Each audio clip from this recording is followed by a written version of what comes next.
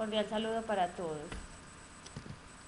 Mi nombre es Jenny Alexandra Sánchez Serna, soy estudiante de Administración de Empresas. A continuación realizaré una presentación correspondiente al diagnóstico del trabajo colaborativo 1 y 2, estudio de caso y los temas de la unidad 2, capítulo 5, capítulo 6 del curso de legislación laboral, de acuerdo al rol trabajado durante el curso, el cual fue controlador del tiempo. En el trabajo colaborativo 1 realizamos la liquidación de una nómina de personal administrativo y de los operarios, logrando obtener los resultados de la liquidación de cada uno. Para el trabajo colaborativo 2 nos presentan el perfil de un gerente de origen chileno, el cual no está de acuerdo con la legislación laboral colombiana. La solución planteada fue realizar capacitación al gerente sobre la legislación laboral colombiana, en donde el área de recursos humanos se debe encargar de este tema. Se debe cambiar al gerente si no cambia su manera de pensar y hacer las cosas en la empresa. Se debe empezar un proceso de selección para nombrar a otra persona que sea apta para el cargo. Vamos a trabajar en el capítulo 5, regímenes especiales, reglamentos, Ministerio de Trabajo, protección a la maternidad y prestaciones sociales en caso de muerte del trabajador. En el servicio doméstico, el trabajador de servicio doméstico es aquella persona natural que a cambio de una remuneración presta su servicio personal en forma directa en un hogar o casa de familia, de manera habitual bajo la continua subordinación o dependencia, realizando las tareas de aseo, cocina, lavado, planchado, cuidado de niños y demás tareas propias del hogar. Para los trabajadores de servicio doméstico tenemos varios ítems a tratar. La jornada de trabajo. El trabajador de servicio doméstico, su jornada laboral no podrá exceder de 10 horas diarias. En cuanto al salario, tiene derecho a un salario mínimo legal mensual vigente, asimismo como su auxilio de transporte si no gana más de 2 salarios mínimos. En cuanto a prestaciones sociales, tiene derecho a las cesantías y a los intereses de las cesantías, calzado y vestido, no tienen derecho a prima de servicios. En seguridad social existe la obligación de afiliarlo al sistema de seguridad social. Si no lo hace el empleado, responde con sus propios recursos. En vacaciones tiene derecho a 15 días hábiles de vacaciones. Para trabajadores de la construcción.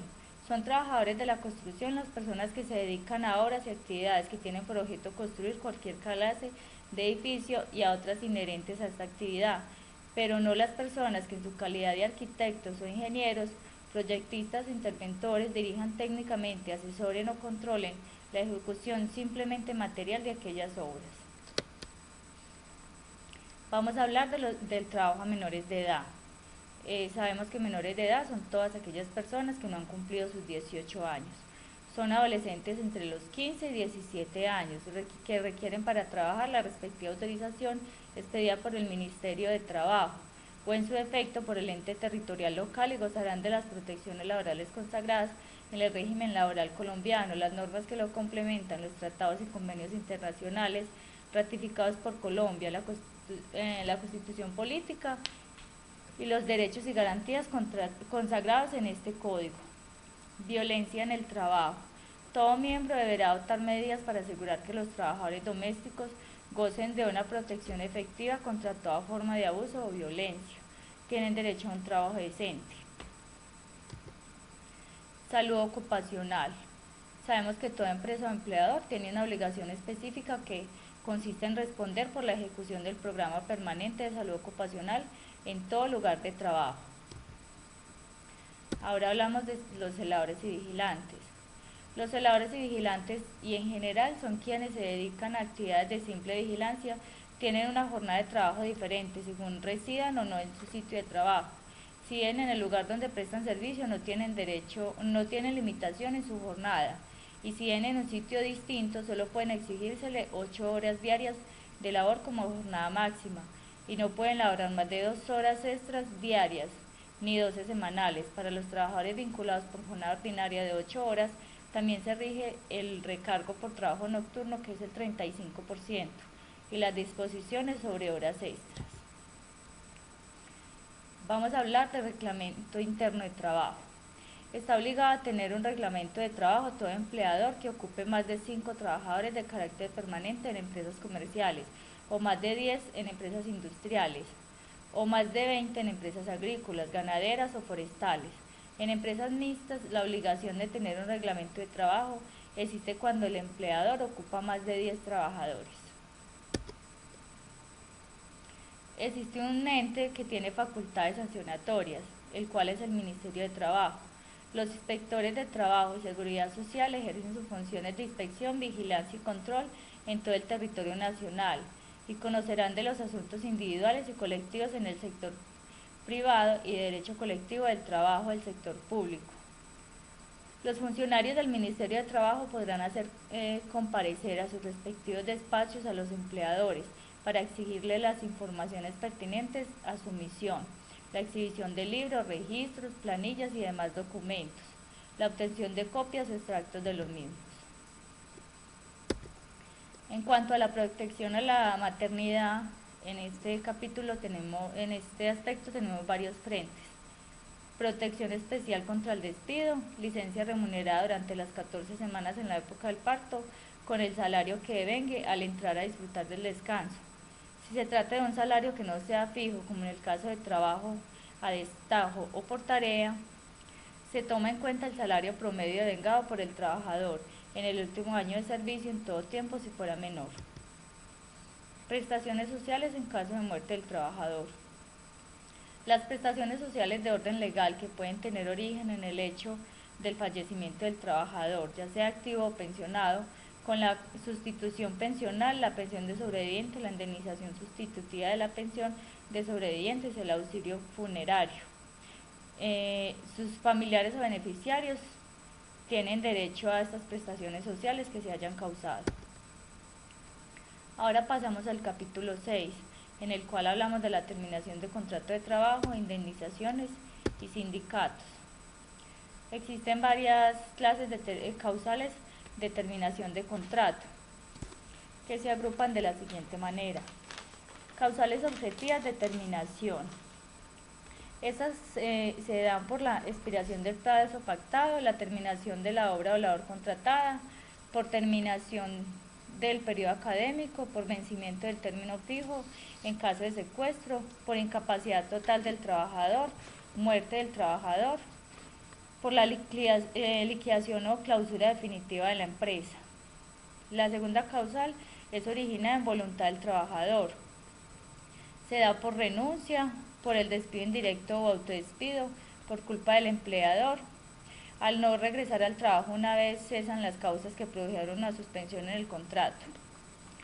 Tercero, la tercera causal es originada en voluntad de ambas partes. Esto es por mutuo acuerdo, empleador y empleado. Cuarta causal, originada en la voluntad del empleador. El despido sin justa causa por incumplimiento del trabajador. Por el despido con justa causa, con indemnización. 5. Intervenciones administrativas o judiciales. Esta se da en orden de desecación de la relación de trabajo o por decisión administrativa. Hablamos de las incapacidades laborales. El pago de incapacidades laborales antes y después de los 180 días. Cuando un trabajador padece de una enfermedad de origen común, los primeros 3 días corren por cuenta del empleador. Los comprendidos entre el día 4 y 180 corresponde pagarlos a la EPS. Asimismo, dentro de estos 180 días a cargo de la EPS, antes del día 150, esta debe emitir un concepto de servicio de rehabilitación integral del incapacitado, frente al cual puede darse que un concepto sea favorable o desfavorable. Es desfavorable en el evento que no sea posible la rehabilitación. Igualmente, antes del día 150, las administradoras del Fondo de Pensiones deben remitir los casos a las juntas de calificación de invalidez. Y es favorable cuando el trabajador, estando incapacitado, puede rehabilitarse. Ahora pasamos a las indemnizaciones. En cuanto a indemnizaciones a cargo del empleado por terminación unilateral sin justa causa del contrato, existen 3 regímenes indemnizatorios: por despido para los contratos a término indefinido, que es el de la Ley 789 del 2002, el del artículo 6 de la Ley de 50 de 1990 y del Decreto 2351 de 1965. Cuando un contrato es por duración de obra o labor contratada a término fijo, su indemnización es el tiempo que falte para la finalización de la obra o labor sin que en ningún caso sea inferior a 15 días. Para trabajadores que vengan menos de 10 salarios mínimos, hasta un año de servicio son 30 días de salario, más de un año de servicio, 30 días de salario por el primer año y 20 adicionales por cada año y proporcionalmente por fracción del año. Para trabajadores con 10 o más salarios mínimos hasta un año de servicio son 20 días de salario, más de un año son 20 días de salario por el primer año y 15 días adicionales por cada año y proporcionalmente por fracción del año.